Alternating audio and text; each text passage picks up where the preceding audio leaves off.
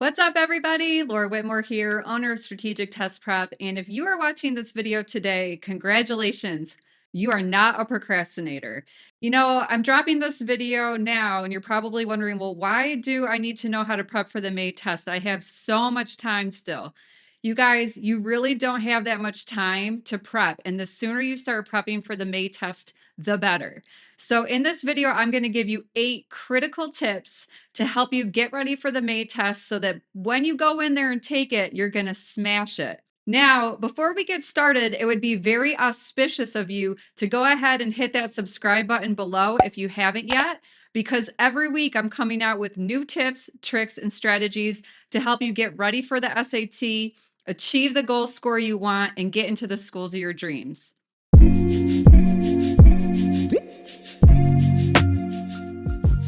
All right, tip number 1, you need to decide if you're going to prep for the English, for the math, or both. I typically recommend to my students to pick one half of the test or the other to prep from. That way you can have enough time to fully gain mastery in one aspect of the test because you can super score. So super scoring, for those of you who don't know, is taking your highest English score and your highest math score, even if they're from different tests, and putting them together. Most colleges across the US do take super scores. If you're unsure and you have a specific school in mind that you really want to apply to, Google it and just check to make sure that they super score, or call the admissions office to find out. But anyways, there's only a couple exceptions to this rule. One is if you're a student who's already scoring above a 700 on both aspects of the test, then I would say just do it all and go for it. The other is if you're a student that's already super lopsided, let's say you already got your score back and you're over a 700 in the math, but you're like a 500 or a 600 in the English, then you don't need to prep for both halves of the test. Just prep for the English half of the test, which is really nice. So a lopsided scenario, although it may seem like a terrible scenario for you, is probably the best case scenario because you know exactly what you need to do and what you need to focus on. That being said, I'd really love to hear from you guys. So please comment below. Let me know what your goal score is on this May test. Let me know, what aspect of the test you're going to be focusing on, whether it's the math or the English or both. I would love to hear what your prep plan is going into this next test. So yeah, if you can't comment below and tell me what your goal is, that moves us into tip number 2. You need to set a goal. Guys, there's really no point in striving and preparing and practicing for something when you don't really know what you're trying to hit. So if you're taking the paper-based test, I would pull up SAT conversion chart from test 1. You just Google SAT test 1 scoring and scroll down to like page 7. That conversion chart is a nice solid representation of roughly what score you would get on your test. It's not wonky, it's pretty accurate. So get a sense of how many questions you need to get right in each section in order to hit the score you want. The raw score is how many questions you need to get right. Then just go over to the respective column and that'll tell you what score you would get. So for example, let's say you're shooting for a 700 in the English. You would need a 35 in the reading and a 35 in the writing. So you can go to the writing column and the reading column, look for the number 35, then go over to see what the raw score would be, and that will tell you how many questions you need to get right in each section to hit your goal. It's always good to know your number so that when you're practicing, you can see how many you are off from your goal so that you know how much more work you need to do or need to put into it. Now, typically, students are going to score what they've been scoring on their practices when they go into the real thing. So if you have a practice that you took and you got a 700, and then you took another practice and you got a 710, and then you took another practice and you got a 690, that demonstrates consistency. And there's a really good chance you're going to score around a 700 when you go in to take the real thing. Now on the digital SAT, I would recommend you check out my scoring algorithm videos to find out how this test is scored, because it's not as easy to figure out as the paper-based test. There isn't a static conversion chart to consult.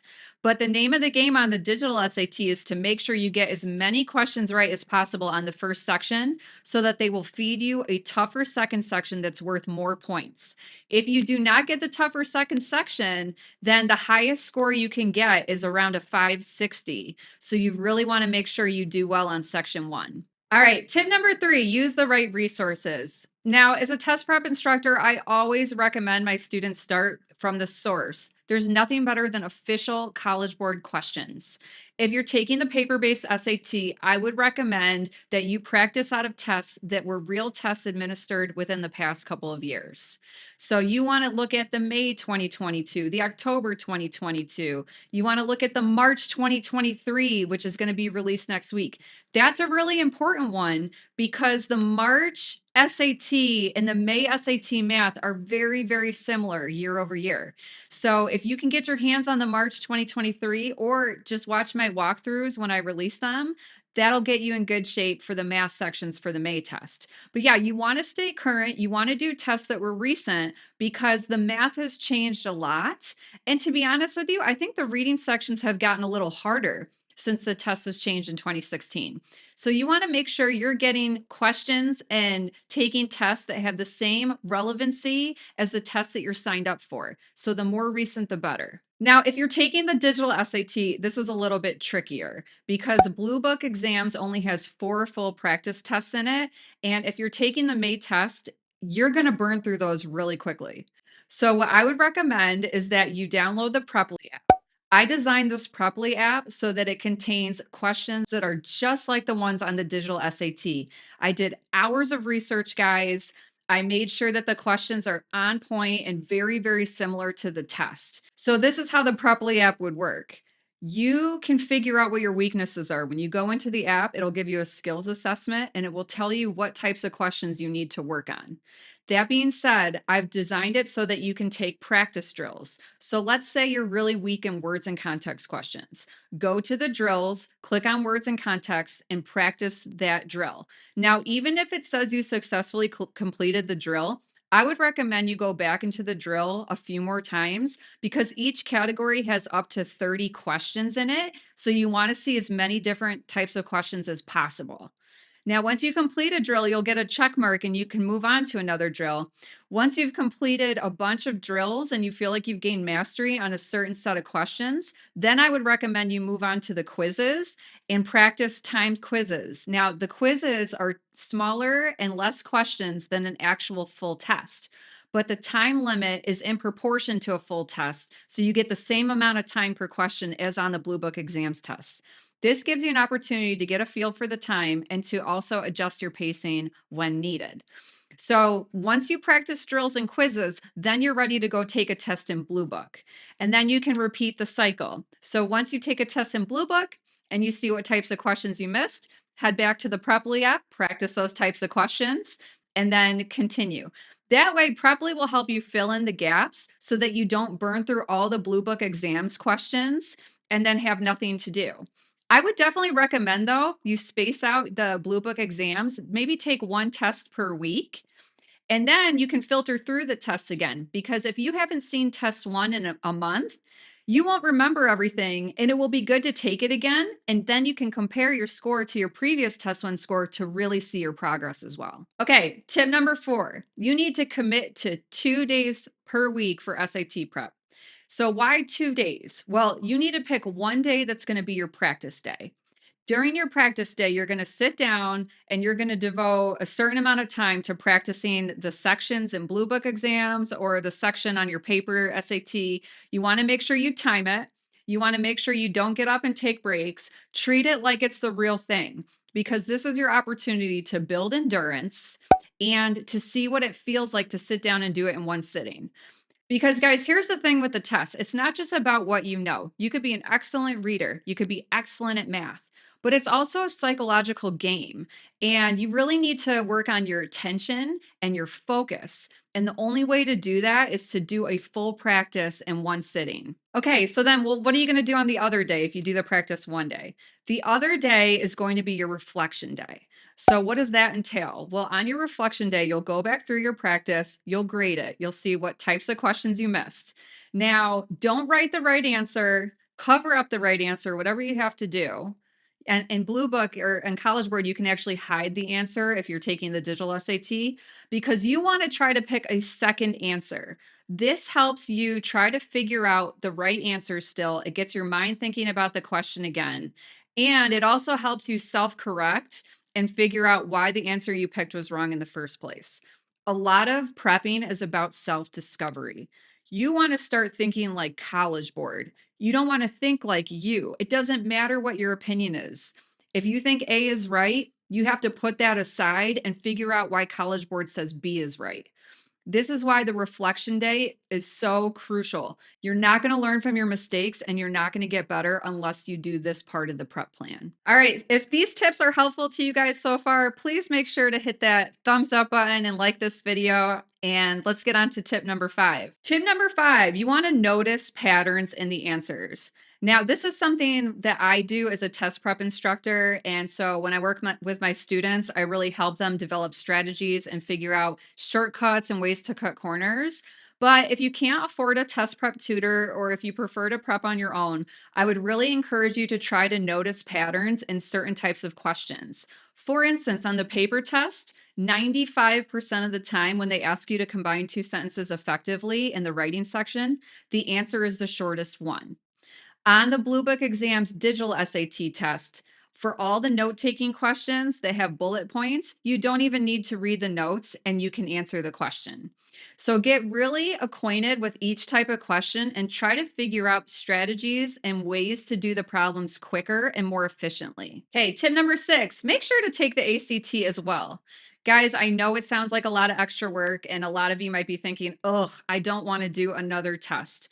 But I promise you, it's going to be to your benefit to try out the ACT. There's a test coming up on June 10th. So I would take that after you take the May test and just see how it goes. You know, it's hard to tell offhand if a student is going to be stronger in the SAT or the ACT. I have seriously stopped even trying to speculate because even students I work with, sometimes I'll make an assumption and think, oh, this kid is definitely going to be better on the SAT. And then their ACT score is like phenomenal.